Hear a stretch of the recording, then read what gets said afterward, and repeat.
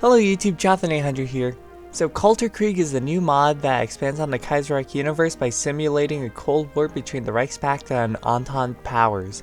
For being released just a few days before this video, there is a good amount of content and a lot of promise for the mod. The mod starts today after the capitulation of the Union of Britain, and for my first and so far only playthrough, I decided to play the Danubian Federation, which in this timeline basically saved Germany by securing the Western Front and rolling over the Eastern Front, which also collapsed. It also currently has one of the few full focus trees in the game. There were elections where you could let the opposition win or try to make sure your side would do well, balancing between the Reichspakt and the Accord, which is the rebranding of the Entente, some proxy war mechanics, a nuclear program, and Italian diplomacy to do. I have come to the conclusion that this mod would not be the best for video making, as most of the gameplay is decision and event based. This was fun to play, but probably quite boring to watch. It honestly reminds me of my historical Switzerland game in vanilla, where it was fun to keep the Great Powers happy while also making the largest mountain fort of a country.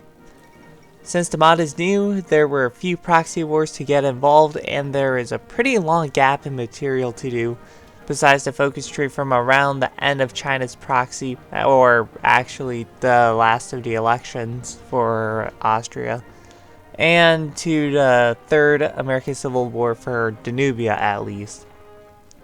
The devs did say they were going to add more content, which I am excited to see. The World Tension Meter being replaced by the Reichspakt and Accord influence is nice, but I find it strange how something like the capitulation of Canada doesn't completely throw the scales to the Reichspakt. It could be fine-tuned later when more stuff comes out. Talking about the capitulation of Canada, the background footage for this section was me sending volunteers to the American Union State, and despite taking out all factions of the American Reclamation Alliance, with help of course, Canada decided to go in and then got completely oofed by my tanks.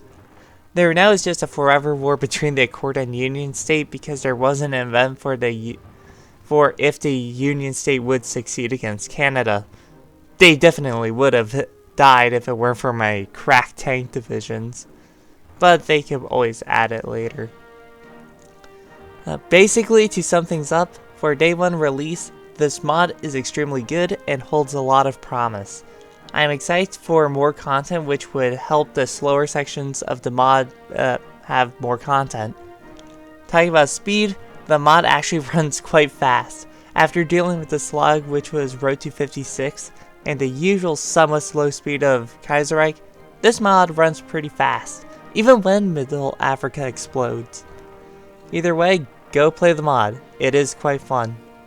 So thanks for watching, be sure to like and subscribe, you know the deal, and this is Jonathan800 signing out.